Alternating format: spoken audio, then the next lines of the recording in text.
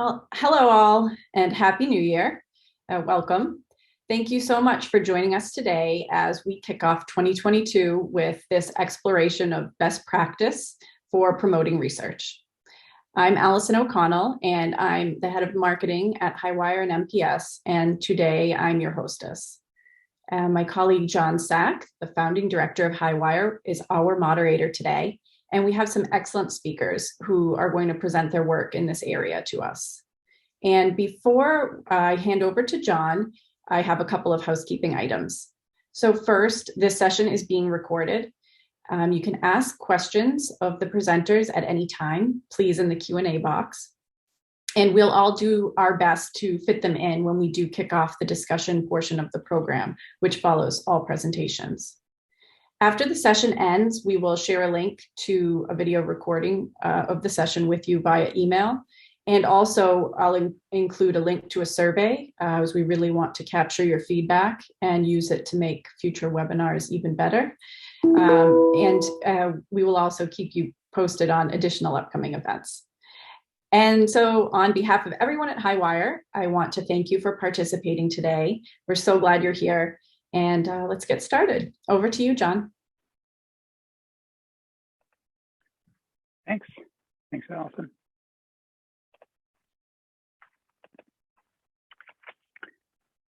Our best practice focus today comes out of our series of ethnographic interviews with 25 researchers last spring, which we reported on last summer.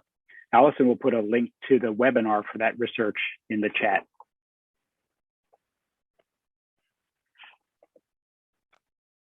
Most of our researchers were, by our design, early career researchers. Early career researchers told us they were at the stage of exploring publishing with different journals and were starting to form relationships with journals that would likely create preferences for future publishing choices. How their papers were handled was, of course, part of this, but several of the researchers, a surprising number of them, commented that they appreciated the ways in which journals promoted their papers. Some of the traditional ways that are shown here on the, let's see, fourth bullet down. But they also mentioned particularly promotion in ways that were specific to their paper and used media and social media.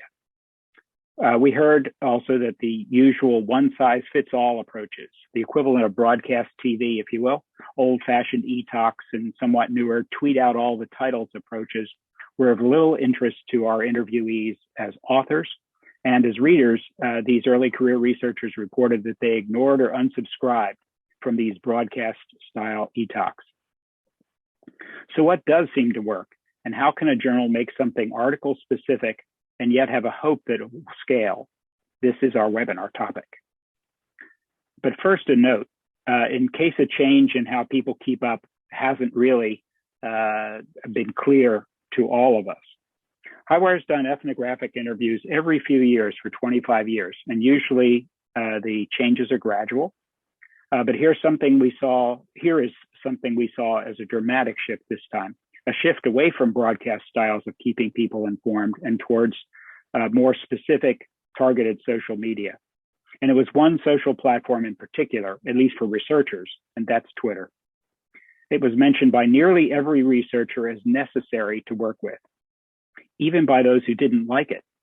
No other platform was named by multiple people for the task of keeping up. I don't think this message can be overstated, especially to an audience of professionals like me who conduct their business through email. And the message is the decline and fall of e-talks and keyword alerts. Experienced researchers reported that they stopped receiving or stopped reading these. Early career researchers never started receiving these. They just go directly to Twitter. A problem that's very real but rarely addressed beyond saying, oh, how true, is that researchers feel overwhelmed by the amount of information and that the available tools are inadequate for helping them filter and absorb this information. Therefore, most are not looking for innovative ways to receive still more information, hence the decline of alerts and e-talks. We used to hear about the need for better filtering of which articles to read.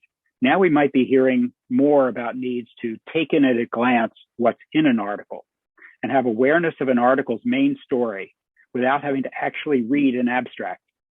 And I want to underscore the word awareness, because there seems to be understanding is a more advanced stage of knowledge than awareness.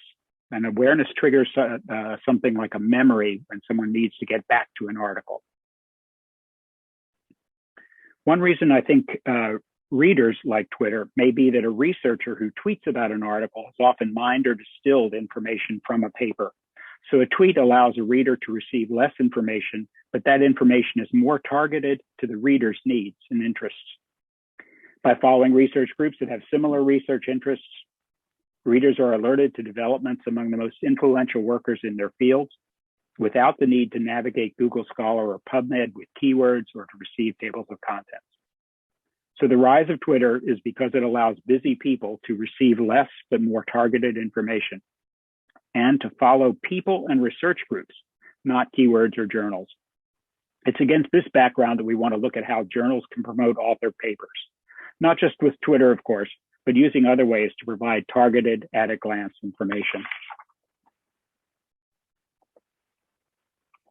As I mentioned, this led us to today's webinar. How can journals please authors beyond perhaps a format-neutral submission, which certainly showed up in many of the interviews, and of course, just accepting their papers without revisions very fast. That will make them very happy. But particularly how to promote papers in a way that lead to reader and especially author engagement and future relationships. Some of the journals we've worked with have been doing things along these lines for years. And it's hardly the case that everything is about Twitter, but it certainly isn't about e-talks. Podcasts featuring articles are not new, and take-home message summaries are not new, but they're not as widely adopted as you might expect. And that's why we've included them in this sort of taxonomy of ways of promoting author papers. These and the newer paper promotion techniques all seem to have a common element of engaging the author at the right time in gathering paper-specific information that's needed to promote the paper. The right time is now clear. It's when the author is still engaged in that particular paper's review. It's not way down the timeline when an article is being readied for issue inclusion. At that point, an author might well have moved on to other research efforts and not want to drag themselves back to what they see as an old paper. The techniques seem to have also another thing that seems to have be in common among the best practices, is that the techniques seem to have authors engaged in their content, not figuring out somebody else's technology. Now, because we have only so much time in our webinar today, we've decided to be selective in what we cover, which means leaving out a lot of good work being done by journal and publisher editors and staff. If you're doing something that's making authors happy, would you put a comment in the chat? If there's enough interest, we'll follow up with a blog post summary and perhaps even another webinar. These are our presenters for today. And I will now ask Srimati to turn on her camera and share her presentation on what microbiome authors experience in terms of promotion of their work.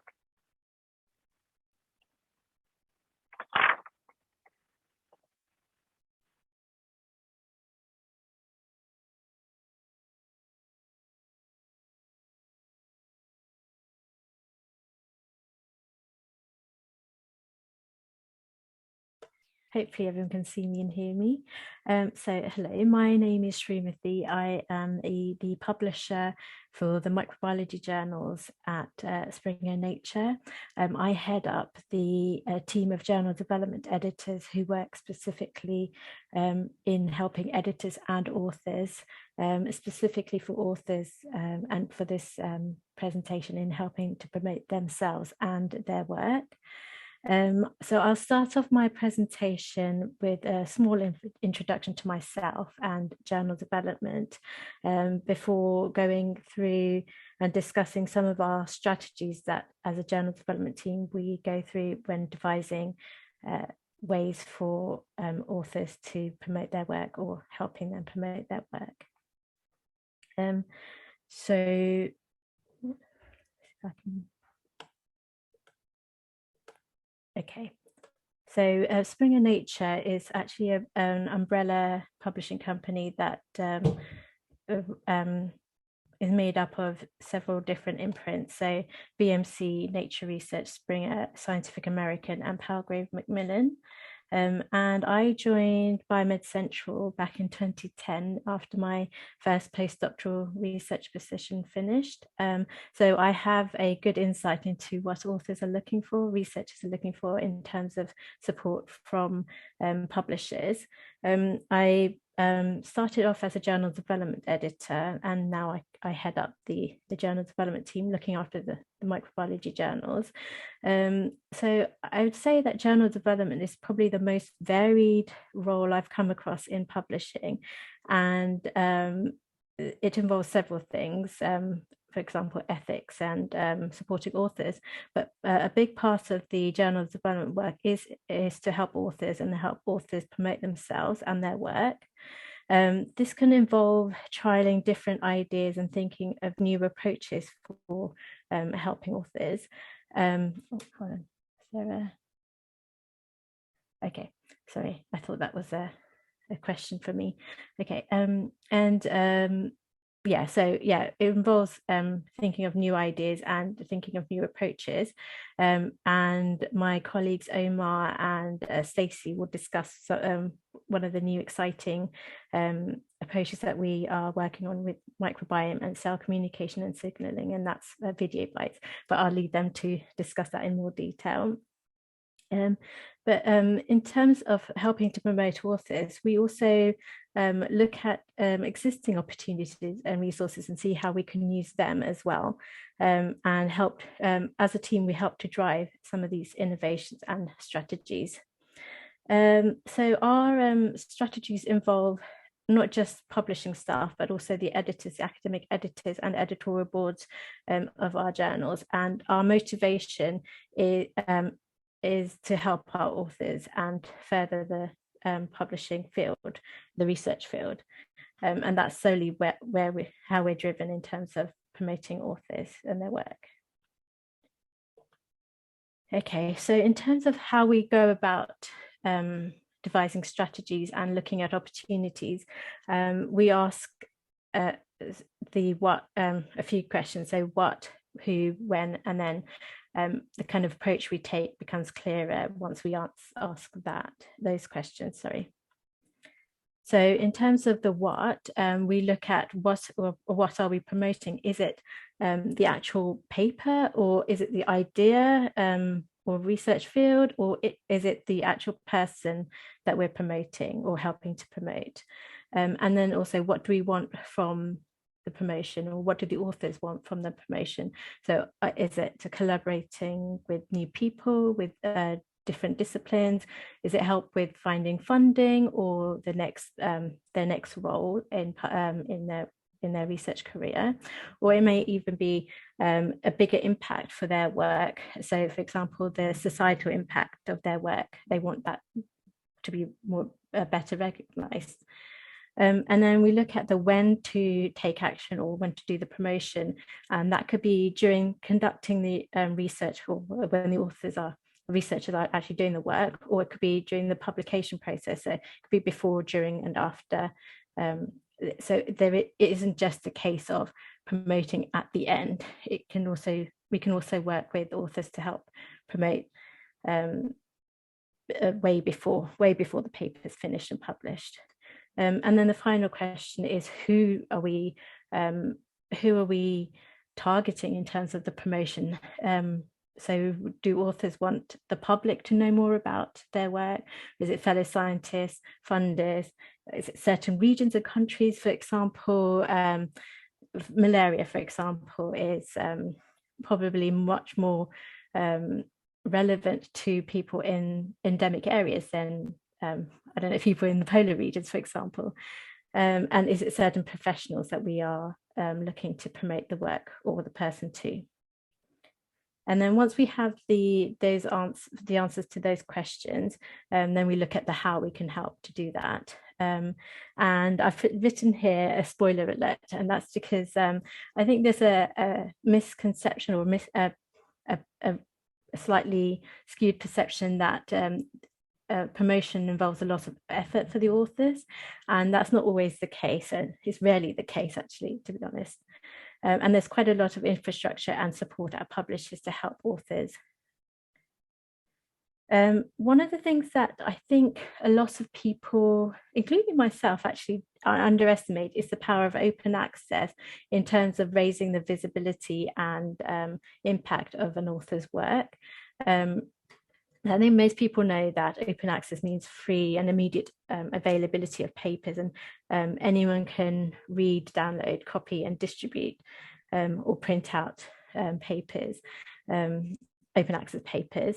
But I don't know if there's been as much study into the impact of open access in terms of promoting a person's work or a paper. And so Springer Nature did a study comparing articles in hybrid journals. So these journals offer both the traditional subscription-based articles and open access options as well for authors. And so they compared articles depending on whether they were behind a paywall and open access articles within those journals and across all disciplines. And they show that open access actually increases the number of downloads on average per article. So you're 4 times more likely to have your paper downloaded in open access if you publish under open access, and you have 1.6% more, 1.6 times more citations, and in terms of social media and news outlet mentions, that increases by 2.5% if you publish under open access. In terms of the work that we do as journal development editors and publishers, is that we really use open access to help spread or increase the visibility of papers on our social media accounts. And that's so our company-wide, so Springer Nature and Biomed Central Twitter accounts, but also individual journal accounts as well. So I look after the microbiome Twitter account, and also the malaria journal Twitter account, and the bug bitten account, which is the parasitology accounts at Biomed Central. And even if you don't publish under open access, Springer Nature have a functionality or an approach that you can use to share your papers, and every paper that's published at Springer Nature has a shared it link. If you go to the bottom of each paper, you would get the shared it link, and you can use that to share your subscription paper online on social media and with colleagues. So they won't be able to download it, but they can read your paper. So that does improve the visibility of subscription content.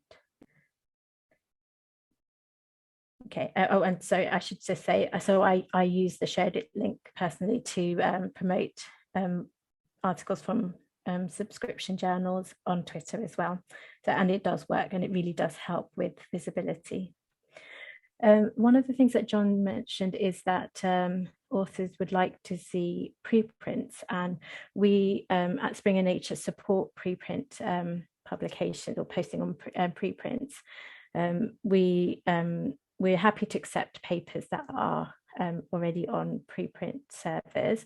And one of the initiatives that we really worked hard on, and with our colleagues in Research Square, is our own preprint service for each individual journals that we have. So each individual journal, and authors submitting to any of our journals can, at the same time that they're submitting to our journals, they can opt in, and it's free to do so. It's opt in to post their submission on our preprint platform in review, and it's so you don't have to upload separately onto a preprint server. You can just do it at the same time that you submit, and it's part of the submission process for all of our journals. And the journal development team were really instrumental in helping to promote that disservice to our authors, and making people aware of it, because whilst it's been going since 2018, I think it's authors aren't aware of it, or weren't aware of it. So we've made sure that we've promoted this option. And again, it's a free and really simple way to upload your manuscript as a preprint and be able to share before your paper is published or being peer reviewed and published. So for the last, I say about 4 years, the journal development teams at Biomed Central and Springer have been driving the creation of article collections with collections that have a societal impact, and that's these collections are either single journal collections, so just one journal is involved, or a cross-journal collection, and that helps to promote content across a wider disciplinary range. So your work will be seen by people, authors and readers from a different discipline to where you normally work, to where you normally publish, and that really helps promote interdisciplinary research. But it also can get an author's paper viewed by people interested in a certain topic or initiative that the authors wouldn't normally have access to, or the papers wouldn't normally be visible to. I've got here 2 recent collections that we've launched. So the gut microbiome, the microbiota gut brain axis collection is a collection involving microbiology journals and neuroscience journals. So authors, microbiology authors, for example, they can have their papers read by neuroscientists, for example, because of that intercollaboration. And then the fruit and vegetable microbiomes collection was launched to mark last year's year of the fruit and vegetable. And it's really about food distribution, which is a big global problem. And these are some of our longer running collections that involve a lot of journals, but also address some global issues, global impactful issues, climate change, for example, spatial inequality, human migration and conflict causing spread of disease, for example, and then life at the extreme. And this is looking not necessarily at health issues, but looking at towards astrobiology and exploring new worlds. So Springer Nature as a whole are promoting sustainable development goals, and we have a program that really just we help to drive awareness of the SDGs and promote work by our published by our authors under this program, and in different formats. So your paper may be published in a journal, and have a limited exposure in terms of readership, but inclusion in one of our programs will open up the research to a much wider audience, and that includes policymakers as well, as scientists and healthcare workers. This is especially true of, I hate to bring it up because I think it's always in everyone's minds at the moment, but the coronavirus, the COVID pandemic. We've been promoting research from a wide range of journals under our COVID banner or pandemic banner within the SDGs program. We've also promoted or had a campaign to promote food security and fighting zero hunger, which involved more of our nutrition journals, for example, and our agricultural journals, and the articles from there. And one of the reasons that, apart from the whole global importance, one of the driving forces of our work on this is that we recognize, and researchers have told us, that they find that SDGs are very related to their research, and they want their research to not just be an academic paper, but also help to drive societal change. Okay, and then I hope I'm not going on too long, but please do tell me, Alison, if I am. So one of the key areas or key times that we help to promote authors' work is after publication, and that's through putting papers up for press release through our media team, our social communications team, and we also work with the institutions press office to help promote authors' work. I think John also mentioned featured articles on journal homepages. This is something that we physically do as a journal development team. We actually physically add the articles to our homepages, and help to promote authors from specific journals on Twitter, social media, and on the journal homepages. We also work with the comms team to, as I mentioned, to pitch to institutions. We drive the social media activity for our journals as journal development team members. And I think I mentioned to you before, we have cluster journals and journal accounts. One of the things that I'm working on a lot is on blogs. Oh, okay, thanks, Alison. One more minute. So, okay, I'll rush through this. So blog writing, a lot of the journal development editors in our company also act as blog editors for our blog platform. So I'll quickly go on to that. Okay.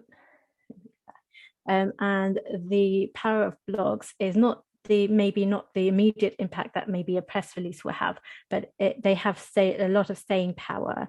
And each of our blog network is visited by over 100,000 people each month. So it's probably a lot more, there's a lot more traffic on the blog network than on many of our journals each month. And we have a variety of different subtopics within the blog network, so medicine, health, biology, on society, bug bitten, and physical sciences. I've highlighted bug bitten because it's actually driven not by the staff at Biomed Central, but actually by academics and early career researchers and myself. We're all blog editors for Bug Bitten, and it's one of the fastest growing blogs in our network. And just for comparison, this blog that was published 3 years ago on Bug Bitten, it was on wasp parasites, quite a niche field, but in 2020 in February it had over 70,000 people reading it, and comparing that to a coronavirus blog which only had 7,000. It's just remarkable how blogs can be picked up. And quickly, these are just a few more examples of some blogs that we've written and the different examples of blogs that you can have. So sorry I went on a bit too long, but yeah, so thank you very much. Thank you so much, Srimati. That was very interesting. I'll now invite, thank you. I'll now invite Joanne to share. And I'll also thank all attendees who've shared questions in the chat, and remind that we will be answering them kind of after all the presenters wrap up. So please do keep them coming. Thanks, Alison.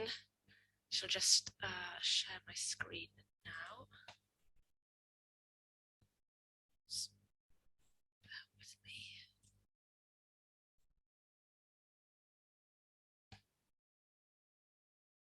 Great. And just checking again that you can't see my notes. We can, yep, we can see them. Always the way, isn't it? There we Yep. go. That's better. Yeah. Okay, great. Yeah. Thanks again, Alison. Yeah. So my name is Joanne Walker. I am the head of publishing solutions at the Future Science Group, where my role is to develop options to help authors sort of publish and promote their work when they publish with us. So today I'm going to give you an overview of how we are publishing one of these options, which is plain language summaries. So just to give you a bit of a background about our company, so we are a small sort of independent publisher based in London. We publish sort of 34 peer-reviewed journals. So 15 of these are gold open access, so they're all articles within the journals are published on an open access basis, and then we also have 19 hybrid, where they offer both subscription and open access options. And some of our sort of journals, more well-known journals, include titles such as Future Oncology, Regenerative Medicine, and the Journal of Comparative Effectiveness Research. So our journals are well read within the industry, and they're supported by a series of global experts in sort of medicine and science. And we also publish all of our content following a robust editorial process, and we stay up to date with all relevant publishing guidelines such as COPE, ICMJE, and GPP. So, our goal as a company is to make all content accessible, digestible, and also discoverable for, a wide range of sort of time-constrained readers. All our journals offer many digital features, such as videos, infographics, podcasts, etc., and they can readily and freely be available to access alongside all our published articles, as well as on article collection pages. We're also very active on social media and try to sort of, as I'm sure many other publishers do, share all our content across various social media platforms as and when they are published. So, I mean, at FSG, we do recognise the importance of making relevant scientific literature understandable for all audiences, and we have done so for many years. So before I discuss how we are actually publishing plain language summaries, I thought it might be helpful to first explain what these are. So the concept of using plain language to describe complex medical information isn't new. Press releases describing the results of scientific research have been used for many years to help journalists understand sort of new developments in scientific and medical research. So plain language summaries, which are also known as PLS, are technically known as concise summaries of peer-reviewed journal publications written in non-technical language to be understood by patients and non-specialist audiences. And these are not to be confused with the clinical trial summaries, which are now mandated by the EU clinical trial regulations as of January 2022. And as PLS are a relatively new concept, there's various different terminology that's being used by publishers, journals, and other bodies. So you might see these being called a layperson summary, or a patient lay summary, and a lay abstract. But basically, they are the same thing, sort of non-technical summaries of publications. There are also different formats of PLS, and they can be purely text-based, of short paragraphs, longer text-based, or even just more sort of visual style infographics. So it's important really to understand as well who these summaries, who PLS are for. So as they're written in non-technical language, basically anyone reading the summary should be able to understand the research discussed, even if they don't have a scientific background. So, I mean, there's many different types of audiences who can benefit from these, which I've listed before, which I've listed here. I mean, the list really is endless. They really are interesting summaries to help sort of anyone understand that the research being discussed. And it's also really to understand, really good to understand why PLS should be published. So it's not only to help a wide range of readers understand published research, they sort of also foster accessibility and transparency in scientific research. With COVID putting scientific research in the public eye, using plain language to describe this research, especially with regards to vaccination, for instance, has never been more important. And this is also of particular significance to the pharmaceutical industry, who are subject to much scrutiny. So providing PLS of their trial results, they can really improve, the trust in what they do. There's also available evidence, which is an article published in 2019 in PLOS One, that show that video abstracts as well as PLS are the most effective in providing comprehension, understanding, and enjoyment when reading an article. So how do we publish PLS? So we have several options that we can help with authors, and I shall outline these here. So firstly, we featured sort of lay abstract, the sort of short summaries for a few years. So, as mentioned, these are short summaries of a paper written in easy to understand language. They are similar in length to a regular abstract and are featured within the article alongside the main abstract. So they're written by the author, and they all undergo peer review within the article as it's part of the sort of manuscript submission. So at the moment, featuring a lay abstract is optional, although it's actively encouraged. But as authors become more familiar describing their work in lay language, we are hoping to make this sort of a mandatory feature, very much like authors have to include, the standard parts of manuscripts, such as an abstract, keywords, etc. So more recently, we've started featuring more sort of infographic style PLS alongside published articles. So these sort of go beyond a sort of an abstract based sort of lay abstract and provide more detailed information on their article. So they're usually about 3 or 4 pages in length and are often sort of very visual, featuring graphics and images to complement the text. So again, these are written by the authors in tandem with their original article, and then undergo peer review with the article. So they are then published as supplementary material, where they're also published on Figshare and then can be downloaded separately from the main article. They can now also be published sort of post-publication at any time following publication of the original article. So then it could be added sort of 2, 3, 4 months, etc., after the original article has been published. And whilst we've only at the moment published sort of infographic style, sort of print-based PLS, we're also really happy to consider other formats such as videos, podcasts, etc., sort of explaining an article in plain language. So, well, as we saw an interest in featuring sort of the longer style infographic style PLS, sort of about 2 years ago, we sort of started looking into the possibility of publishing these as independent standalone articles to make the PLS more discoverable. And as a result, we've developed a new article type within our journals called Plain Language Summaries of Publications, or PLSPs for short. As far as we know, we are the first publisher to publish this type of article, which is directly to be read by patients and non-specialists. And sort of more information can be found on the website listed there, which is sort of plainlanguagesummaries.com. So PLSPs are an in-depth plain language summary that provide a complete overview of an article or several articles, and they written sort of in non-technical language, infographic style, etc. So they're submitted to any of our journals like any other article, and it's usually following a pre-submission inquiry and discussion with the journal editor. As these are published standalone, each PLSP is then given its own DOI, ensuring it's independently citable and discoverable. PLSP sort of undergo full peer review prior to acceptance for publication. Unlike traditional articles, the peer review of PLSPs is for the readability and how it accurately reflects the original publication. So reviewers of these are typically sort of plain language experts, as well as patients and maybe patient advocates as well.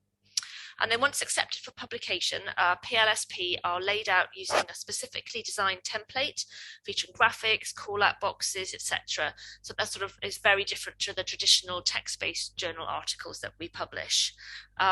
This ensures that the articles are laid out in a sort of patient-friendly sort of visual format. And then to maintain this visual reading experience, all PLSPs are then published to bypass the XML so that they can be only read in PDF format, which then ensures that readers really do get the sort of the visual aspect when they are reading the article. All PLSP are published open access standard, and like other articles, the fees cover all publication costs, but in addition, the open access fees for PLS also cover remuneration for any of the patient reviewers that we use, and also sort of post-publication dissemination or promotion of the article, which I shall discuss in the next slide. PLSP can then be a summary of any papers published in any journal, sort of including those not published by our own group. So over the past few months, we've published several PLSPs summarizing sort of key articles from the New England Journal of Medicine, the Lancet, Annals of Oncology, etc. And then to ensure that these are fully compliant, we could consider these to be an acceptable secondary publication according to the ICMJE guidelines, and then follow all the criteria that are stipulated within these guidelines to ensure that they meet all the necessary stipulations of these. And then PLSP are written by the authors of the original articles, and the articles are chosen where they see the need to make the article relevant for a broader audience. But in addition to the original authors, we can also, and we do also, allow patients to be included within the author group, provided they meet the authorship criteria. And by adding patients in this way, it also sort of adds an extra dimension and a sort of patient voice in the publication as well. So as I mentioned, at FSG, we really do, like to make content discoverable. So not only do we offer options for authors to promote their work, we also do a lot of work ourselves to make our content really discoverable. And this is really important for PLSPs. So with each PLSP having its own DOI, it can be independently citable and discoverable to anyone. So upon publication, the journal will share the PLSP on social media, sort of Facebook, Twitter, LinkedIn, etc., using all appropriate hashtags and mentions, as they see fit, and as are supplied by the authors as well. And if it's an article that summarizes a clinical trial, we also ensure that it is linked on the trial record on clinicaltrials.gov, so that any patients or any readers that look at the clinicaltrials.gov record can see the linked publication on there. We also ensure that there's all relevant meta tagging is used to help patients find the PLSP, when searching on Medline. So for instance, Medline is now using a plain language summaries tag to really help these types of articles, and any article that features a plain language summary be discoverable. And one of the main things as well with these articles is that we make patients aware of these articles, and and it's really paramount to make sure that they can be found by the right audience. So we also then reach out to relevant patient advocacy groups to ensure that they are aware of each PLSP, and then they can link to any of the relevant articles in any resources that they send out, such as blogs, on their own social feeds, in any patient newsletters, etc. And we're already starting to see quite a lot of interaction within patient groups, where they're sort of sharing these articles across their social channels. So, as I mentioned, FSG, as far as we know, is the only publisher who is publishing these sort of standalone PLS articles that are, meant to be read by patients and other non-specialists. But there are many other publishers and congresses that are allowing, plain language summaries of publications and presentations. Some journals, such as Therapeutic Advances in Drug Safety, which is published by SAGE, as well as several of the journals from the AGU, are actually mandating that every single article they publish does feature a PLS. And I think that's absolutely a fantastic initiative. But unfortunately, there are still many journals and publishers that are still yet to adopt PLS. And I think this is definitely something that as an industry, we should really be striving to improve on. And I think, as I mentioned previously, sort of as more and more authors become used to using lay language to describe their work, I think that the need to feature PLS in their work can be driven by authors, and hopefully, sort of more and more authors and journals will be featuring PLS, just to make sure that all research is really accessible to all. And then, yeah, that's just me and my contact details. Okay, thank you. Thanks so much, Joanne. I'd like to invite Omar and Stacy to begin sharing. And please keep the questions coming all. All right. Let's see here. Can y'all see that? Oh, share Not screen yet. first. Okay.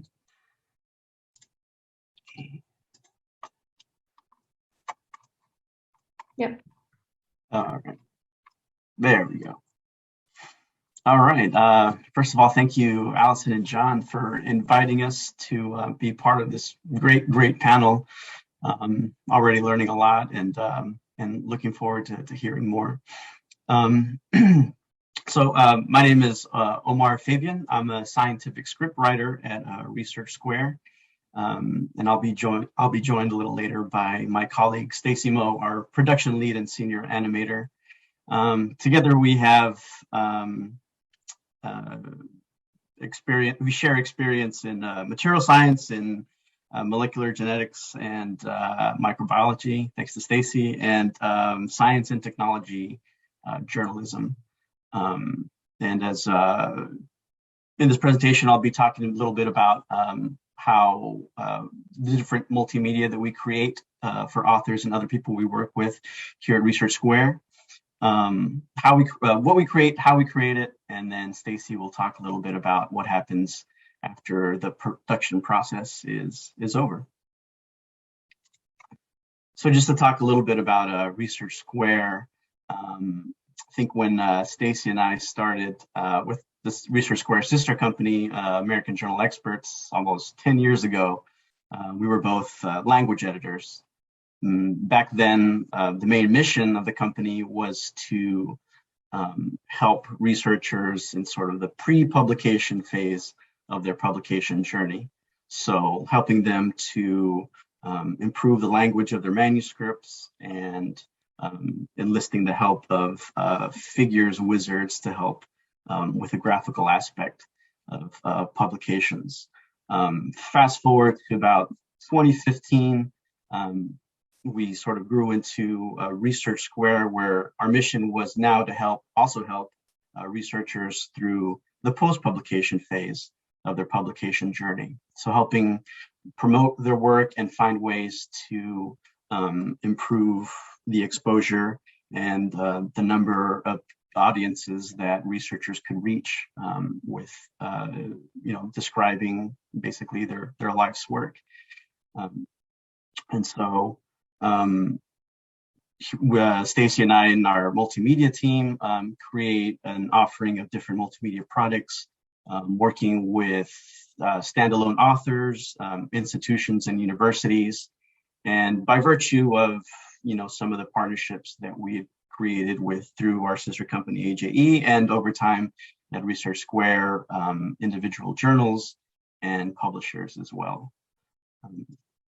So some of the things that we create are short format videos, which we lovingly call video bites, longer custom animated videos where we create the illustrations mostly from scratch. Those are video abstracts.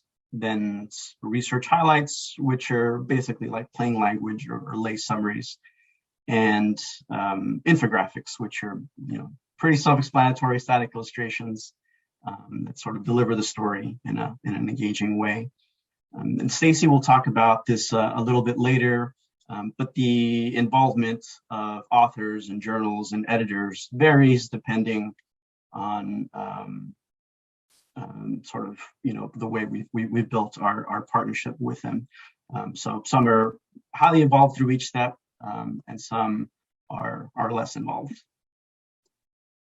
So instead of describing what a video bite is, I figured I'd play a clip of one. This one's a little bit on the long end, so I think I'll stick to just playing about a minute of it. And here we go.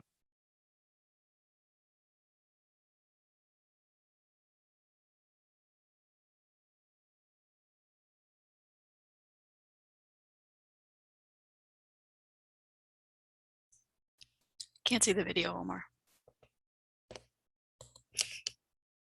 Well, thank you for that. Let's see here. There we go. All right. Let's try that again. Oh, that's good.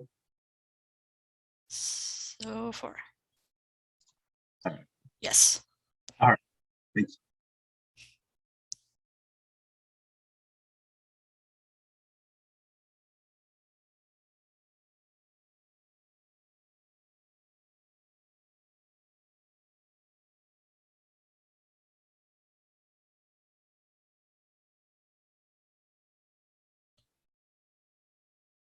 So just to clarify, since Omar's not seeing this, the video would be moving faster and there would be music in the background.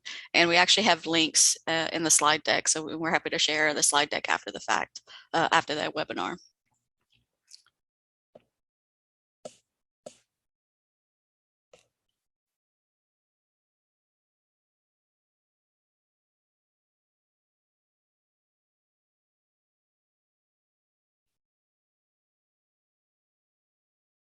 All right. So as you can see, there's it's basically the kind of video that's easily disseminated and digested on social media, just text overlaid with graphics that we pull from popular and quite expensive galleries that tend to have the illustrations that we need to tell individual stories. But besides video bites, we also create video abstracts, which are a little bit on the longer end, 2 to 3 minutes. And that's where we work with Stacy and our other animators to create custom graphics that tell the story instead of pulling from image galleries. We also provide research highlights. As I mentioned, they're basically just plain language summaries.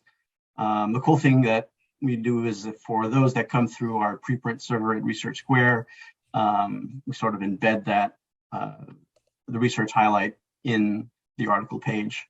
So you'll just hover over this little button here and up pops the research highlight. And then of course, we create infographics. These are also easy to share and easy to digest by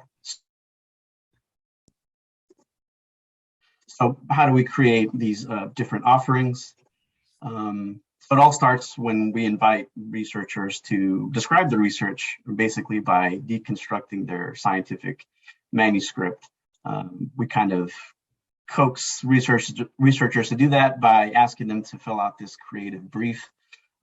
It just basically asks, who is their intended audience? Why are they trying to reach them? What problems are they working with?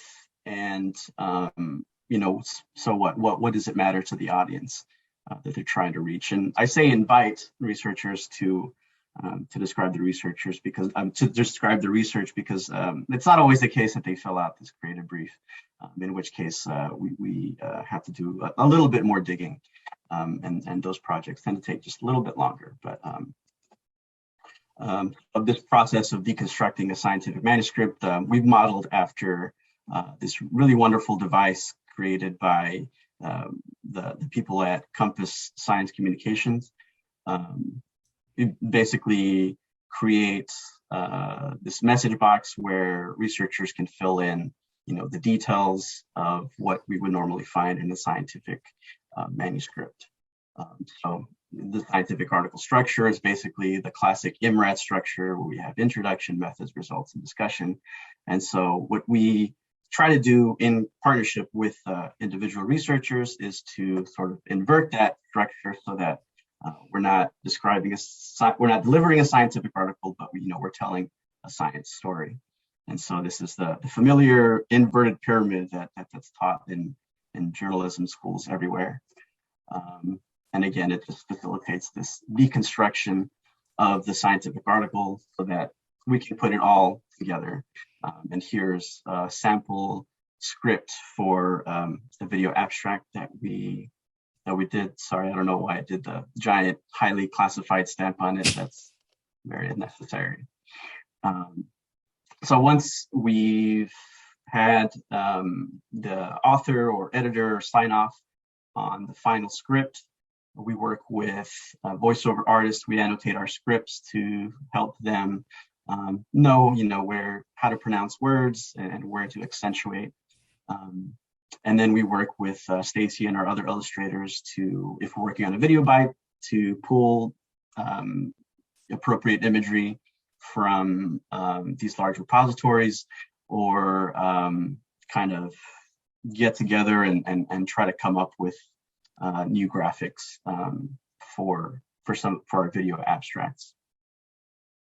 And a big part of this entire process is receiving feedback. Internally, we sort of leverage all the expertise that we have in terms of science and illustration to make sure that we're putting out the best possible multimedia product we can. And then externally, we work with editors and with authors to ensure that what we're putting out is scientifically accurate, and when we're working with editors, that we're not overstating or exaggerating the findings from any one study. So I'll leave it to Stacy to talk about what happens after that. Thanks, Omar. Can everyone hear me? Yes. Yes. Okay, great. Okay, so we've been doing this for a few years now, and we've spoken with authors and editors, and we kind of have a good idea of what authors and publishers journals want for multimedia. So for authors, they want exposure for their paper. They want eyes on their paper. They want to result in citations. They want really nice professional content that summarizes their study. They definitely want it to be accurate. They don't want us to overstate. Ideally, they would like it on the article page and or promoted by the journal. Because a lot of these authors, either they're new to social media, they're not sure where to even begin promoting their own work. Also, they understand that creating this type of content takes a long time. They don't have much time to dedicate to creating it themselves. So a lot of them are looking for a way to create this content, but without requiring too much of their time. Now, on the publisher and journal side, editors want something professional, and very importantly, they want something accurate. They're also really busy. Ideally, they want something that can either quickly go through peer review or can go through a quick check and is pretty much ready to go and ready to share.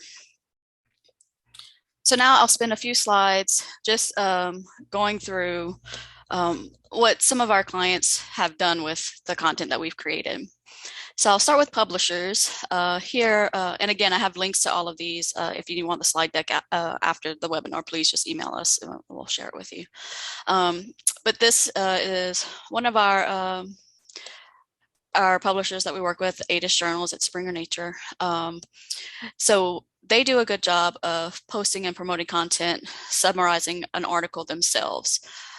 This is ideal for authors because, publishers tend to have a greater reach. What ADIS does is they will post the video on the article page as well as on Figshare, the Figshare page that's associated with the article. For ADIS, either the journal purchases the video themselves, so they come to us directly, or they also give authors the opportunity to purchase through them and then come through us. So through either route, journal editors are involved throughout the entire production process. So they're checking the script, the storyboard, the video. Everything has been peer reviewed and is okay, on the author as well as the journal end. Okay, Omar. All right, so Matthew mentioned some collections. We've also created some content for special collections. Here's one that we did for Springer Nature Group, where we created graphics as well as a video that explained the entire collection. So basically, in this case, the publisher sends us all of the papers, gives us kind of like an overview of what they wanted to, kind of like a summary of all of the content. And then we create a summary video based off of that. Okay. All right. We work with quite a few journals. So I'll give you a few examples of what they do. Here, in this case, the journal chooses a manuscript to highlight. So they don't offer videos to authors directly. The journal chooses the manuscript, and then they do all of the promotion around that. In this case, the journal editor and author sign off on the script and the video, so everything is good on both ends, and then they add the video to the article page. Okay, Omar. Okay. And for this journal, the initial process is pretty much the same, where the journal chooses the manuscript, editor and author sign off on the script and video. But in this case, they don't put the video on the article page. They actually created a gallery on their main website where they post all of the videos. So you can see the videos there. There's a link to the paper, and it looks really nice. Okay, Omar. All right, so those last two journals like video abstracts. This journal, Plants, People, Planet, really like video bites. So in this case, they also choose the manuscript to highlight, and they purchase directly from us. But in this case, they pretty much leave it up to the author to approve the science content. And then the journal editor just takes a final look at the video, and they may make a few changes, but essentially it's the author signing off on the video. And then they've created a video playlist on YouTube that they then promote by the journal, and they do some social media around it as well. Okay, Omar. All right, so Swamathy kind of mentioned this a little bit. So we're really excited about our work with microbiome and cell signaling communication. So what they decided to do, I guess a couple years ago now, was to include the fee for a video bite in their article processing fee. So what this means is that all accepted manuscripts automatically get a video bite. The journal accepts the author approved video, so there's not much required from the journal editors at the beginning. Once the video is approved by the author, the video is added to the article page and promoted on social media. Okay, Omar. All right. Also, we work with other journals, and they go about this in different ways. So the author may purchase the video through the journal or through us. The video is added to the article page and promoted on the social media by the journal. And again, the journal may or may not be involved in the production process. So it all depends on what the journal wants. If the video needs to be submitted with the manuscript or not. Okay, Omar. Okay, so just really quickly, institutions, some have created video galleries on their main sites. So they have one gallery for all of their researchers where they can post their videos. Okay, Omar. Okay, just what some authors have done, videos and infographics are great on lab websites, and I have an example here. Okay, Omar. All right, so those are the examples. Here's what we know and don't know. We know that authors are really excited about having this kind of content, and we have a few comments from some authors who are very happy. Now, while they seem to be really satisfied, what we don't have a good handle on is how the impact of these products, what the impact on these products have on the researchers' intended audiences, and that's something that we intend to look into. Okay, Omar. All right, so just a quick take-home message. It's become increasingly important to share research with the public. Most people are visual learners, so multimedia content is a great way to explain study results and significance to a broad audience in a short amount of time. And there's still plenty to learn from publishers, journals, and authors.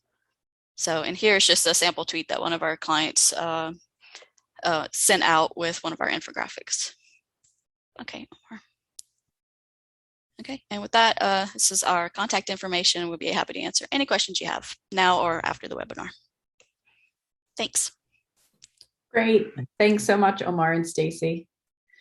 And last in our round of presenters is Matt. So Matt, I'd like to invite you to share, and following Matt's presentation, we'll move to Q&A. So do please keep the questions coming. Okay, hopefully, which screen can you see? Not sharing yet. There you go. Smashing. Okay, so my name is Matt Broadhead. I'm the assistant manager of the European Respiratory Society's publications department, and the title of my talk is the response of one of our editors when the prospect of having tweets with articles was first mooted. Despite the slightly aggressive title, I do have a story to tell about Twitter that doesn't descend into mudslinging, possibly slightly unusually for Twitter these days. So European Respiratory Society, we're Europe-based, but we have a worldwide membership. We do most of the things that medical society would do. We do journals, we do books, training courses, clinical guidelines, public health advocacy, and usually an in-person congress, although the last couple of years, for the reason you can probably guess, that hasn't happened. The publications operation has its own Twitter account with about 20,000 followers, but we also piggyback on the society's social presence. They've got about 25,000 Twitter followers, 37,000 on Facebook, and 7,000 on a fairly new Instagram account. And as you can probably guess, we've had a really busy couple of years. So what I'm going to talk about is something that I was kind of surprised to be asked about. It's something I've taken for granted because we've been doing this for almost 9 years now. So the initial idea of having tweets, actually creating tweet content to accompany articles came from one of our chief editors in 2012, and he said, why don't we write a tweet to go with each article we publish, and then readers can take that text and add it to their own tweet and tweet it. We thought that sounded like a reasonable idea, so we spoke to Scholar One, we spoke to HighWire, and we spoke to our typesetter at the time, and we came up with a plan to make it happen, involving authors. And we set it off in 2013, and it's been running, apart from a slight hiatus during the site relaunch, it's been running continuously ever since. It was initially launched as a reader service rather than an author one, but authors have kind of taken to it, really. So the process from start to end and the output, during submission, we ask all authors of all papers, journal papers at least, to just give us a 256 character take-home message. That's the only part that's changed since launch, since Twitter doubled its character length. They submit that. It's available to peer reviewers and editors. I don't know whether peer reviewers and editors actually take much notice of it during review, but it's there. So when an article is accepted, the copy editors check out the tweets. We copy edit it if it needs it. If the author hasn't really understood what to do, perhaps they've said what the conclusion of their study is without mentioning what the disease is, which is quite common. We tidy that up and make it into more of a standalone tweet. And we add a short link that links back to the article on the HighWire website. We then tag that as a type of abstract and send it to HighWire, and HighWire add the blue click to tweet button that you can see on the bottom left. We do also put these in the PDFs, but they don't have the click to tweet button. So when someone clicks that little click to tweet button, it opens an editable Twitter sort of compose window, I suppose you'd call it. So the reader or author can personalize the tweet. It pulls in the cover from that issue of the journal and a little Twitter card, as you can see, with the title, the website name, and a little snippet of text. I don't really know about whether anyone else is doing this quite this way. When I last looked a few years ago, there were some ecology journals were doing sort of related things. And I know the British Journal of Obs and Gynae does something similar, but without the functionality. I'd be interested to know if anyone else is. So please do let me know. And that's it. That's how it works. Whether it does work or whether it's successful, should I say, is very hard to measure. We didn't design measurability into these all those years ago. And any measuring I can do is quite confounded using sort of proxy measurements through Twitter or Google Analytics. I do have some ideas about making it measurable at our next site relaunch, but they need some working out. I did give a talk about these 6.5 years ago at a HighWire publisher meeting. And when I went back to my slides, I saw that we weren't really seeing a lot of uptake at that time, although we weren't really seeing any social traffic to our sites at that point. But now our flagship journal gets about 2,000 referrals a week from Twitter. We do notice people clicking to tweet. About 2,500 people a month click the little blue button, which is up from 500 in 2018 when we started measuring that. How many of those people actually go on to tweet, I don't know. Last week, I did a quick skim through of tweets linking to our journal sites. Between a quarter and a fifth do use the share line or a modified version. I've put some on the slide of authors doing that. They like to personalize them. Particularly the word "our" crops up quite a lot. Also, the journal staff use them. We tweet most articles during the first few weeks of their life using those tweetable abstracts or share lines, whatever you want to call them.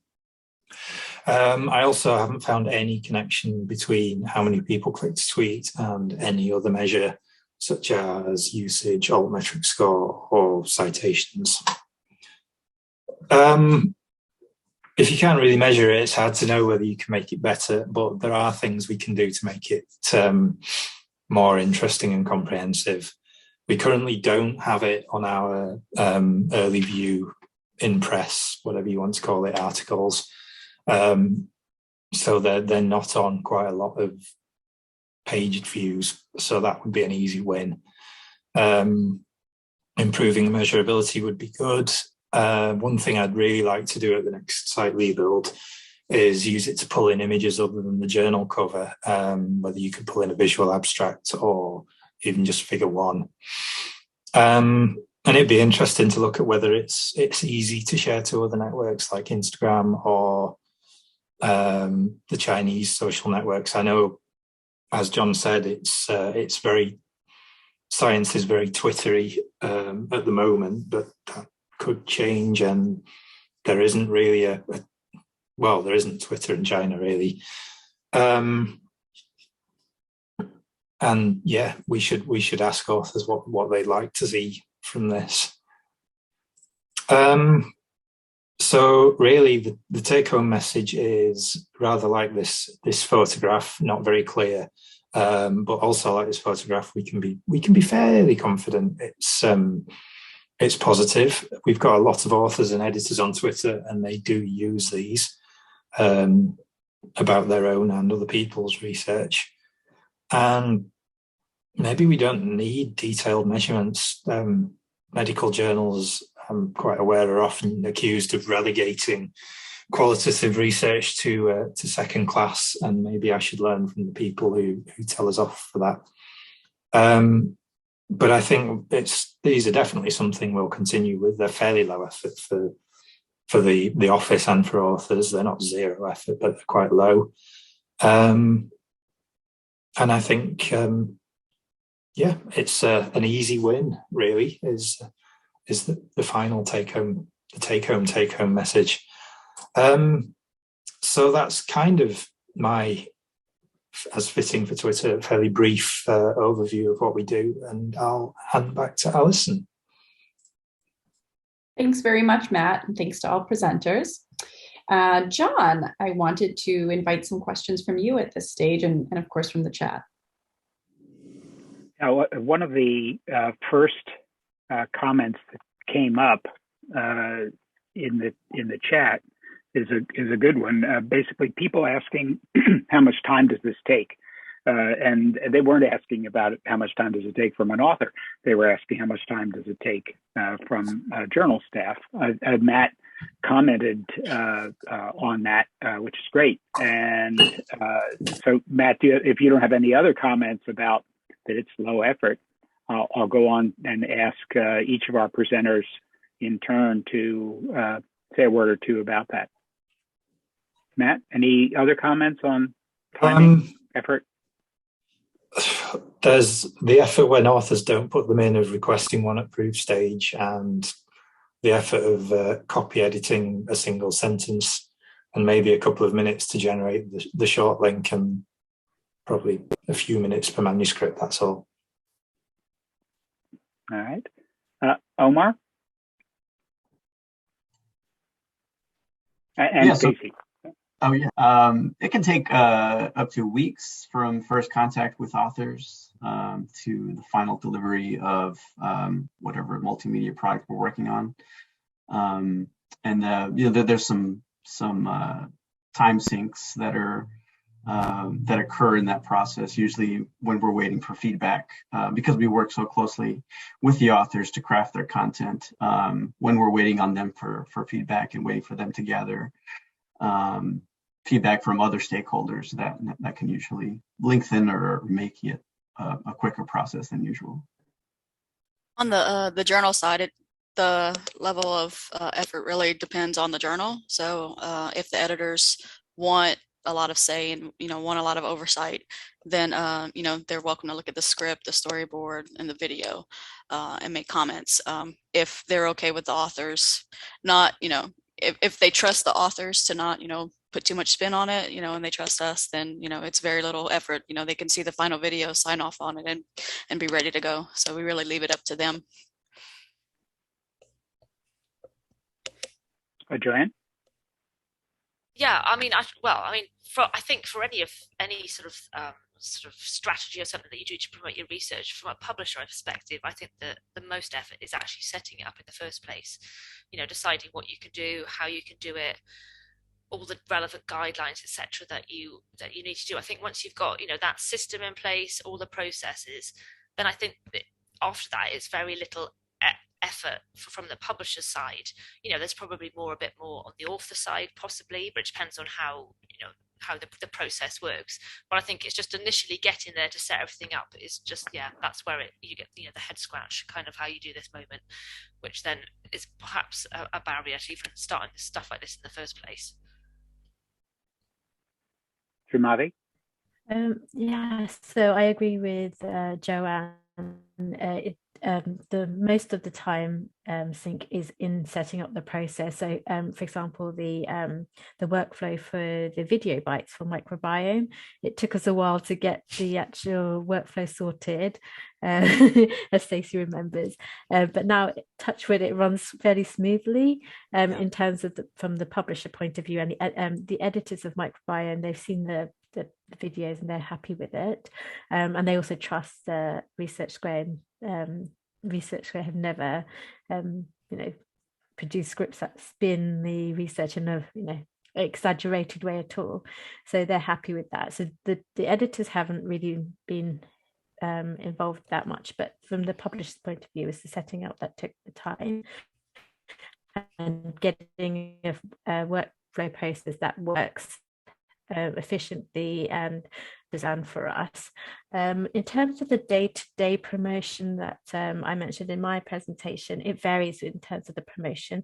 So I spend about an hour or two each week just looking for articles or papers to promote from my journals, and then from the manuscripts that are in review.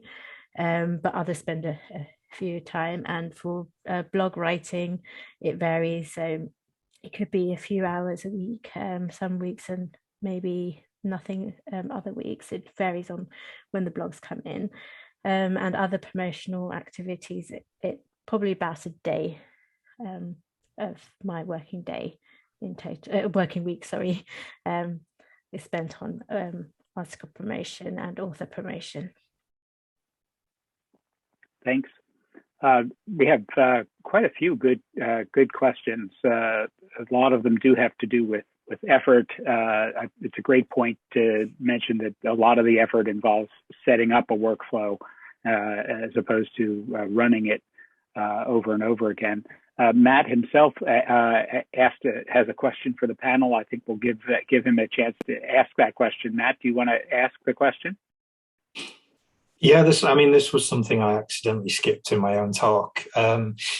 We only ever get tweets submitted in English, which is kind of fine because we publish in English. But while researching this, it did occur to me that we've all spoken and showed examples in English. Has anyone sort of come across a need or have thought about providing a service in other languages, particularly for the sort of public outreach aspects? Why don't we start with Omar and Stacy answering that question? Yeah, we've had quite a few clients actually, depending on where they're located, ask for their video translated or their infographic translated, and it's something we can do. We do this in different ways. You know, we can either have the full video translated, voiceover, text, everything, or we can just provide translated subtitles, things like that. But we have had a few people ask for that lately. Joanne? Oh, sorry, Omar, did you have anything to add? Oh, no, nothing else to add. Okay, Joanne? Yeah, so this is a really interesting question, and probably something I should have actually put in my slides as well, is that we do also offer authors to feature translated versions of their plain language summaries that they publish, so the full sort of plain language summaries of publications. And we've got a few examples online actually where you know, authors or sort of maybe a medical communications agency that they work with have produced sort of German, French, Japanese, Spanish, completely translated versions of their articles, and these are available as sort of PDF downloads from there alongside their articles. So that's a really these are actually being driven by sort of people, readers themselves. So for instance, we had one of our plain language summaries, someone in Turkey came to us and said, you know, is this available in Turkish? So we then went back to the pharmaceutical company who sponsored the article, and they then made that available in Turkish language. So, you know, that's a really good way in which, you know, the actual readers are sort of driving the need to have, you know, different versions of these articles as well. Thanks, Srimati. Similar to Joanne, actually, we've had people ask for translations of papers in different languages. They're mainly been pharmaceutical companies to help promote their work in different areas, and we trialed out different processes for them, and it varies, but it's if people demand it, we look into it and see if we can make it work.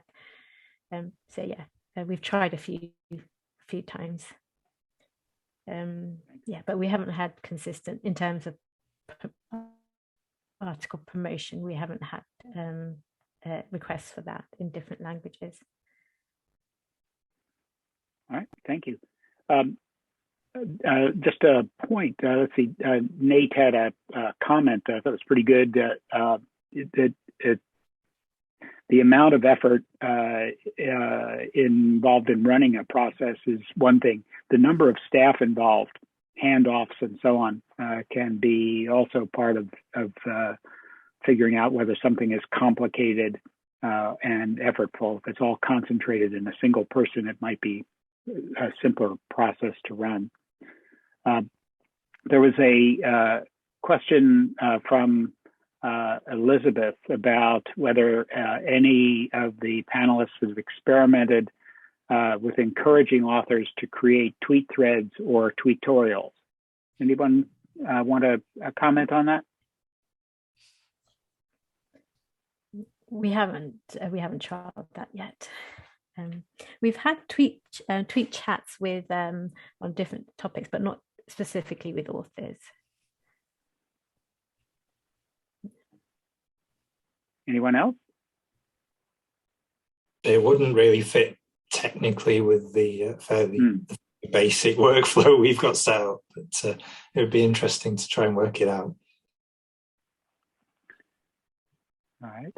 Let me make this the last question before I turn it back over to Allison to close. There's a question from Bettina, particularly from Matt, but it might be others would want to comment also.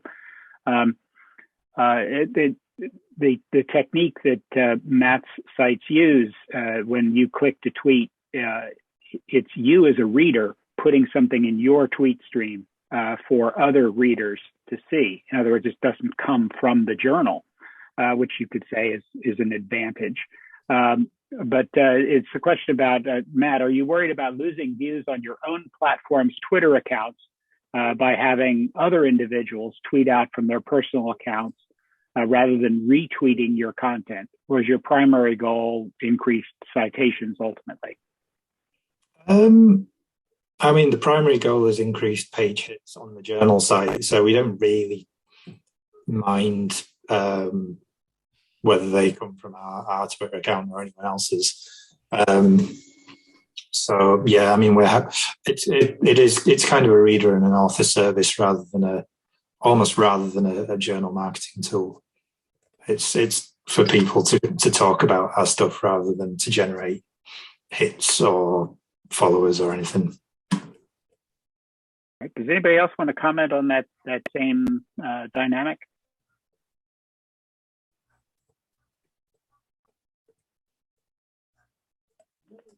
All right. If not, Allison, back to you to close. We have quite a few additional questions that we haven't gotten to, and I'll let Allison think about what we're going to do with all those additional questions. Yeah, they would make an excellent blog or, kind of follow-up artifact to this event. So thank you very much to all participants for so many great questions. And thanks to presenters for your presentations and to John for your moderation. That covers it for today. Thank you so much, everyone, for starting off the new year with us. And please keep an eye on your inbox. We'll be sending around the video recording of this as well as that survey.